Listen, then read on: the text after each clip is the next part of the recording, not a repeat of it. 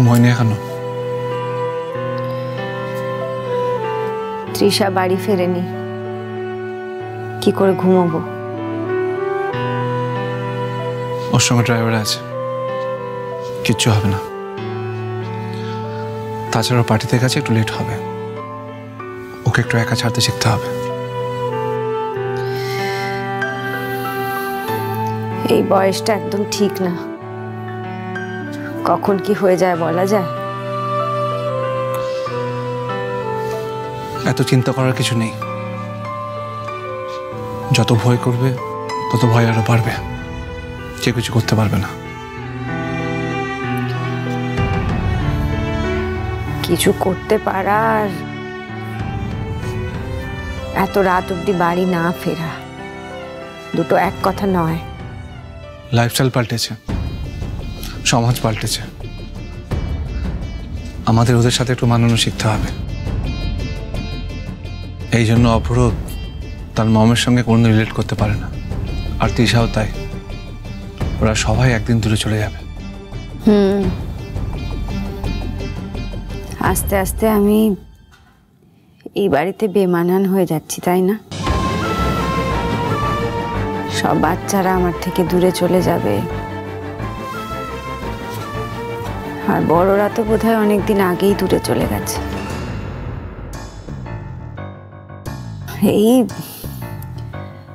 এই ব্যাকডেটেড ইরাবতীকে আর এ বাড়িতে কারোর দরকার নেই।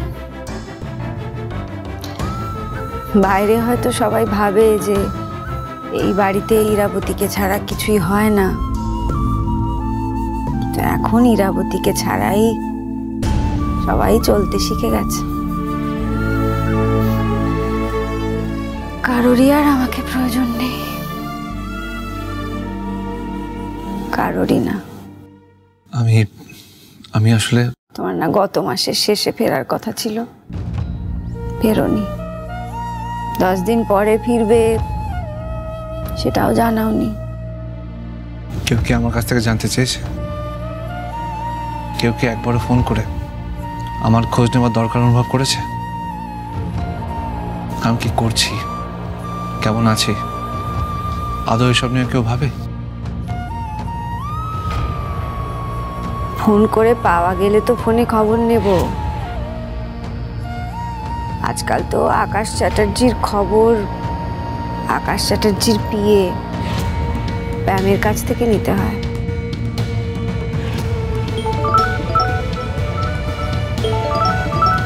ওই যে ফোন এসে গেছে, দেখো, প্যামই হয়তো ফোন করেছে।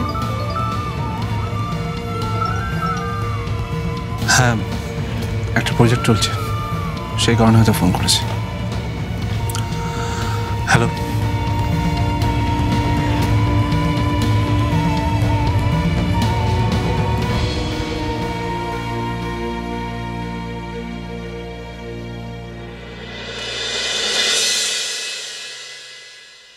কেন জানি না, যারা আমার সবচেয়ে কাছের হয় তাদেরই ভগবান আমার থেকে দূরে করে দেন।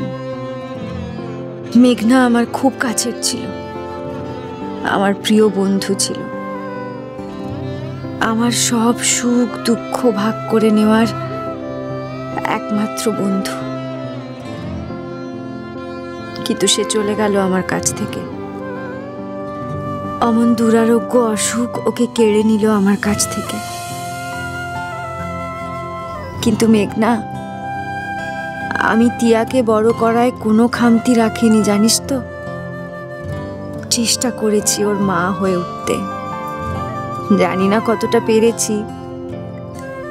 আজ আমি খুব খুশি ওর জন্য। কৃষ ওর কলেজের বন্ধু, খুব ভালোবাসে মেয়েটা কৃষকে। আমিও চাই ওরা সুখী হোক, ওরা ভালো থাকুক। দেখতে দেখতে সবাই যে যার নিজের জীবনে ব্যস্ত হয়ে পড়েছে। কেমন যেন সবার মন থেকে আরও হারিয়ে গেছে। কিন্তু আমি আজও চেষ্টা থামাইনি, আর থামাবও না। আমি দেখতে চাই আর কত পরীক্ষা দিতে হবে আমাকে।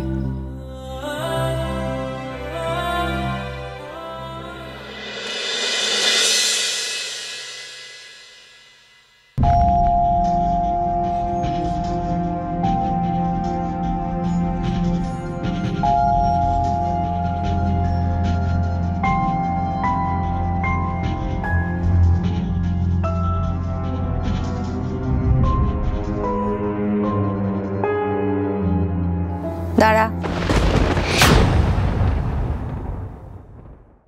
এই রে মানি, যে ভয়টা পাচ্ছিলাম সেটাই হলো, ঠিক মানির সামনেই পড়লাম।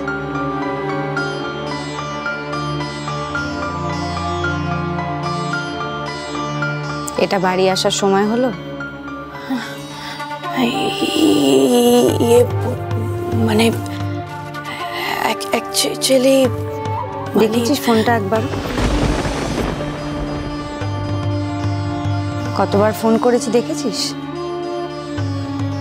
ফোন তো ধরিস না, কল ব্যাক করারও প্রয়োজন মনে করিস না। না না না মানে আমি ফোনটা দেখিনি, আসলে পার্টি চলছিল, লাউড মিউজিক, আমি খেয়াল করিনি তুমি কখন ফোন করেছো আমাকে। তাহলে নিজে থেকে একটা ফোন করে দিলেই তো সব সমস্যা মিটে যায়, তাই না?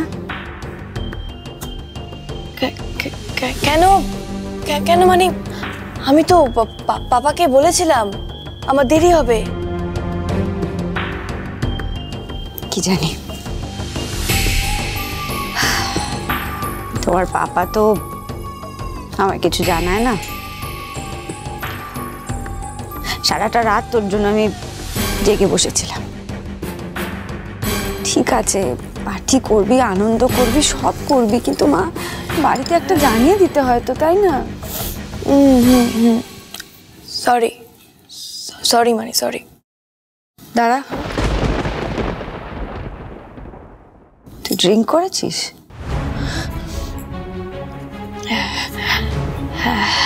হ্যাঁ হ্যাঁ হ্যাঁ করেছি তো, মানে সবাই তো করে, আমিও করেছি। প্রবলেমের কি আছে? কে কি করে আমি জানতে চাই না, আমার মেয়ে সব করবে না।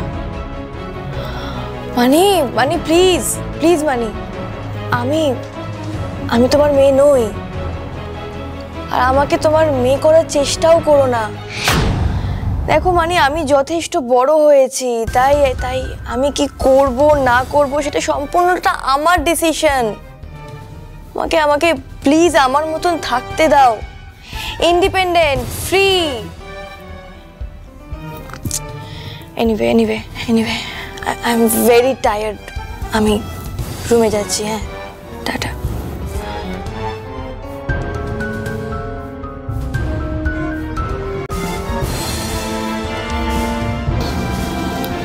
একটাও কথা শোনে না আজকাল। আদরে আদরে প্রশ্রয় পেয়ে আরো জেদি হয়ে গেছে। আকাশকে তো বোঝানো যাবে না, এই বয়সে আদরের সাথে সাথে ওদের যে শাসনটাও প্রয়োজন সেটা আকাশকে কে বোঝাবে? না না, তৃষা আর অভ্রর ব্যাপারে আকাশের সাথে আমাকে কথা বলতে হবে। কি রে, তুই সারাক্ষণ এটার মধ্যে মুখ গুজে আছিস? আমার দিকে টাকা, কিসের এত কাজ তোর? অফিসের কাজ থাকে। আচ্ছা ঠিক আছে, অফিসের কাজ থেকে 2 মিনিট ছুটি নে আর আমার এই হেল্পটা কর। বল, তোর কি হেল্প লাগবে বল।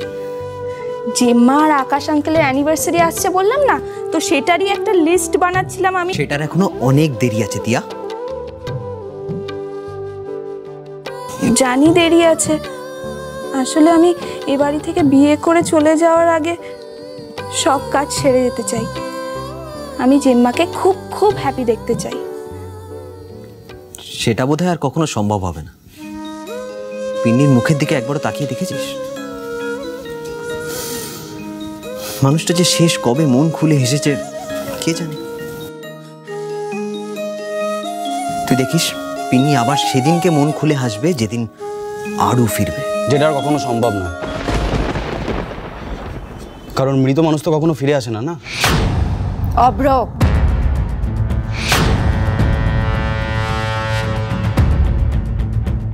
জেম্মা জেম্মা সরি জেম্মা, অব্র না বুঝেই কথাটা বলে ফেলেছে।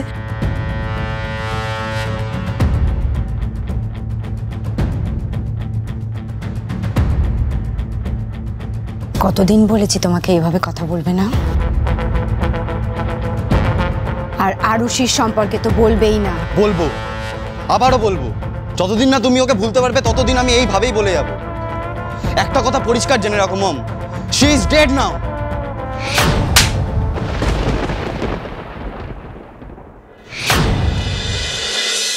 জিম্মা, কিচ্ছু হয়নি আরুষির, কিচ্ছু হয়নি, বুঝেছো তুমি?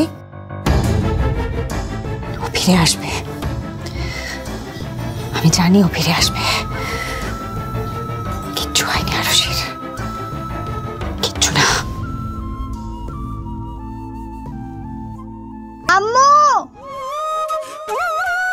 আম্মু,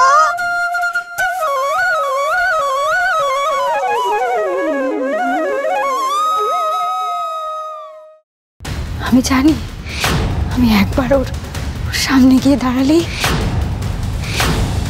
ও ঠিক আমায় চিনতে পারবে, আমি জানি।